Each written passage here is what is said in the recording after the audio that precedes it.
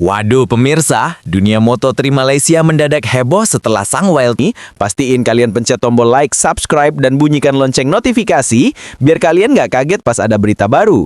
Karena siapa tahu setelah ini bukan cuma media Malaysia yang berisik, tapi juga seluruh Asia. Nah, ternyata kehebohan nggak berhenti sampai di situ sob. Begitu kabar Danis lolos ke Q2 tersebar, suasana pedok langsung kayak pasar malam. Rame, riuh, dan penuh drama.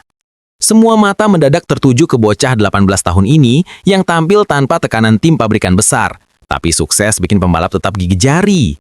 Bayangin aja, di pedok sebelah ada pembalap yang udah langganan tampil di kejuaraan dunia, bawa kru lengkap, motor super mahal, tapi malah harus rela lihat nama mereka di bawah Danis di papan hasil.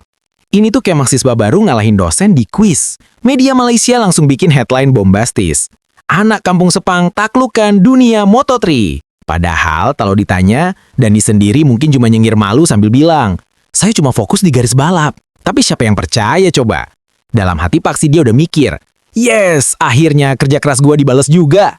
Netizen pun gak kalah heboh. Ada yang bilang dia bakal jadi the next Hafiz Syahrin. Ada juga yang nyeletuk, kalau begini sih Veda Ega harus waspada. Wah, komentar pedas antar netizen Indonesia dan Malaysia pun langsung memanas di kolom komentar media sosial. Kayak debat tukang sate dan tukang pecel siapa yang paling pedas. Tapi justru disinilah serunya Moto3 kali ini. Karena bukan cuma adu cepat di lintasan, tapi juga adu gengsi di dunia maya. Danis jadi bahan pembicaraan di mana-mana. Bahkan beberapa portal Eropa mulai melirik prestasinya yang out of nowhere. Katanya, wildcard aja bisa secepat ini, apalagi kalau full season. Dan itulah pertanyaan besar yang bikin semua orang penasaran. Apakah Danis akan dapat kesempatan naik kelas lebih permanen? Karena kalau performanya konsisten, bisa jadi dia bakal jadi bintang baru Asia yang bersinar di lintasan dunia. Tapi jangan salah, di sisi lain tim lawan juga udah pasang strategi buat menahan laju bocah ajaib ini. Ada yang bilang beberapa tim besar mulai intip data telemetri Danis, berharap bisa nemu istilah rahasia kenapa motor SIC Racing bisa sekenceng itu di Sepang. Tapi tentu aja, fans Malaysia lebih suka mikir kalau itu karena semangat nasionalisme, bukan karena setup suspensi. Dan begitulah Sobat Gaspol, kisah lucu tapi serius dari seorang wildcard yang gak cuma bikin kejutan, tapi juga bikin media Malaysia kehilangan suara karena kebanyakan teriak bangga. Hakim Danis, bocah yang awalnya dianggap cuma pelengkap grid, kini berubah jadi headline di mana-mana. Dari EP1 yang bikin heboh, sampai Q2 yang bikin seluruh pedok ngelirik, semua seolah sepakat, ini anak punya masa depan cerah. Tapi yang paling lucu apa? Dia sendiri masih kelihatan santai, kayak baru selesai main game, bukan baru ngagetin dunia Moto3.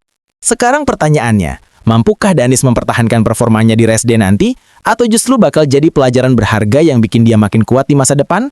Apapun hasilnya, kita udah dapat satu pelajaran penting. Jangan pernah remehkan pembalap muda Asia, apalagi kalau udah dapat motivasi tampil di depan publik sendiri. Karena kalau semangat udah menyala, keajaiban bisa muncul bahkan di tikungan paling tajam sekalipun.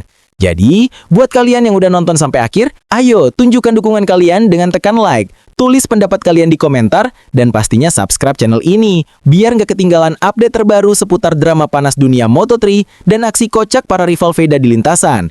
Karena di dunia balap, satu tikungan bisa ubah segalanya, dan kita bakal terus jadi saksi dari setiap detiknya.